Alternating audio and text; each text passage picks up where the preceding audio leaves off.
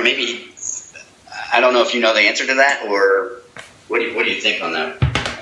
You know, I would stay away from any kind of sodium oral sulfates. I would stay away from anything that really has any kind of parabens in it. Parabens basically used for stability, as far as making sure the product itself doesn't become contaminated, because there's a slight amount of water in most products. You know, I would stay away from things like that. The basic rule applies. It really does. If you can't sit there and read the product list, and really just say, okay, it's what it is, you know, it's really not good for you. But I mean, the first thing in a nutshell, you want to watch out for your parabens, because you really don't need them in soap, and you want to watch out for like sodium oral sulfates, things like that. Okay. So, and maybe Douglas or Con or any of you guys can chime in on this. What is it about sulfates that are so not good? They can attack, the inhibitors in the body and whatnot, or the different hormones that are released, they can attack. Is anyone else jumping in on this one? Or am I? No, go ahead. Okay, yeah. So like growth hormone, they can attack as well. That's what they're seeing in the lab with, you know, different animals they're testing this stuff on and whatnot. So it's just, whenever there's anything questionable like that, where you're not sure if it's good or bad, it's probably best to stay away from it. And as you brought up, if you can't pronounce it on the label, you probably want to stay away from it, you know? Or just you know, just be cautious is what it comes down to. Yeah. But a quick Google search will educate you on all that, on the effects of like aluminum, on the effects of parabens, on the, you know, I mean, like, it's just, the list goes on and on what to stay away from. Here's another bad one, really bad one to stay away from. It's not necessarily an artisan soap, but you know, you got a lot of people walk around, and I feel for them because I live half my life like this now, and they're, you know, anytime there's germs or whatever, they'll use the sanitizer, which is alcohol and things like that, but also it has something called triclosan. Okay? Right. Triclosan is really, really, really bad, and here's the kicker: it really doesn't clean your skin. Here's how you get your hands washed. You wash it with soap and water. It's not the soap cleaning your skin. It's the act of moving it around. This is cleaning your skin, not having something sit on there. But triclosan is really, really bad. So when you see triclosan and say toothpaste, put it in your mouth.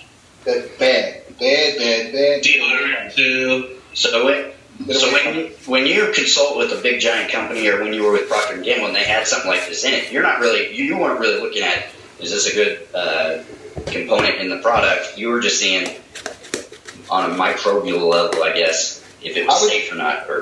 Right. When it came to something like triclosan that they would put in, you know, obviously myself and you know, the team and the chem's really not a great choice, but you know, you talk to Procter & Gamble, they can do what they want, right? So what we would do is, that's right, and then it was that's the main. Douglas knows, as long as it's okay with the FDA, it's the right way to go. One of the problems is, well, what I would do with that is I would go in and make sure that it was at the correct level, so that it would keep that product stable and not become contaminated, and also that there's a little bit in there because you know, the end user is going to contaminate it. For instance, if you have triclosan in a bottle of toothpaste, as soon as you squeeze that toothpaste out and brush your teeth and you clean it off, the next time you do it, you didn't sanitize that toothbrush. You just wet it with water. So basically, you just fed whatever was on the tip of that brush. Now, it's not going to kill you, but now I'm going to introduce whatever's on that brush. And when I squeeze it onto the tube, I'm going to introduce it to the brush, because when I let go of that tube, a little bit's going to go back into the tube. And now This is a pretty depressing fucking conversation. Jesus Christ. What do I need to do? I'm over like fucking having my body right now. Jesus. No, but it's good. It's good. It's actually. I guess, but you guys just fucking ruined my weekend. Those are the good germs, David. Like, sometimes, like, what you suffered from last, the food poisoning, that's a different cross-contamination or over-sanitation. Your body's looking exposed to something like that. Exposure is something that's the best medicine in the world. Or most of the time, it's the best medicine in the world, exposure. But we live in such a sterile society. Douglas is correct, though. Since you've gotten ill and sick and regurgitated all the contents of your stomach, you have nothing in your stomach right now that's protecting you from what you're putting into it. So you need to get not just regurgitated. Like a faded bird. Well, on that note, Okay, so wait, but before we get to that note, Christian, so you were with Procter & Gamble when they attained Art of Shaving. Yeah. Were you involved in that, or did you see any insights for us from that end?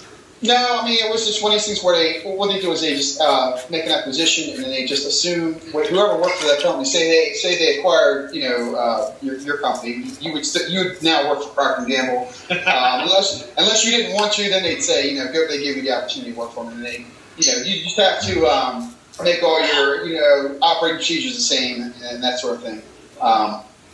That's kind of crazy. It's interesting to kind of see what's going on behind the scenes with some of this stuff. I'm totally unaware of this, and I think we totally depressed David, so I'm sorry, David. But clean that door! Clean that door!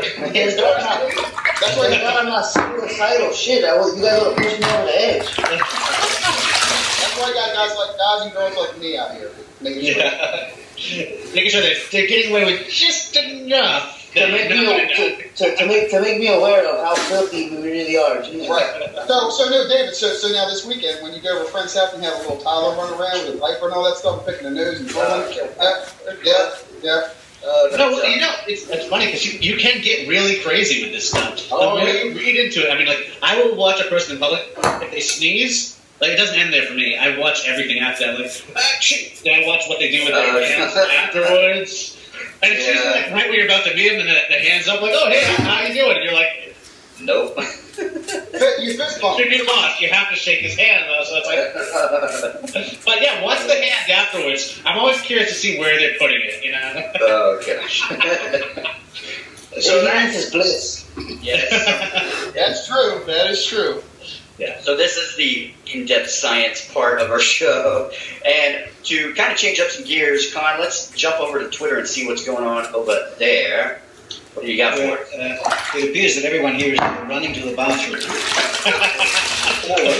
Must stay clean. Must stay clean. They're checking their toothpaste for ingredients and the like. But if I may just chime in with this whole conversation on methyl parabens. Now parabens are actually an excellent preservative. Yeah. They're just not good for you. Oh, they are. Companies love them because they were able to maintain a longer presence on supermarket shelves without having to have their product replaced. So when you look at research, for instance, that's done on the toxicity of certain products or how they are likely to affect people, the other thing that perhaps we should look at is who is funding that research. Exactly. They're funding their own research. They're funding their own research, and they're saying that the evidence, for instance, on parabens is inconclusive. Their arguments are spurious, and all that sort of thing. But apart from because people say, oh yeah, but it's a cloudy day. No, I'm sorry. UV rays are quite dangerous. It's and they actually react quite simply as producing products at the scale that we were talking about earlier. To stop that process, and redevelop a new production process, a new supply line, that is going to cost a lot of money in terms of their buy. Once they get it in place, it's fine, but they're not as agile, I guess, in making them, or nimble as making those changes, because they're a monolith. They're these huge organisations, and once the production line is established, things become cheaper for them to manufacture. It's mass-produced, it's out there in the marketplace, and that's that. And then when the evidence starts to trickle in, because science is something that constantly examines itself, asks questions of itself, is constantly changing, the changes are not implemented anywhere near as quickly as they should be. And I think that's a huge, an enormous problem, and one that's probably worthy of consideration.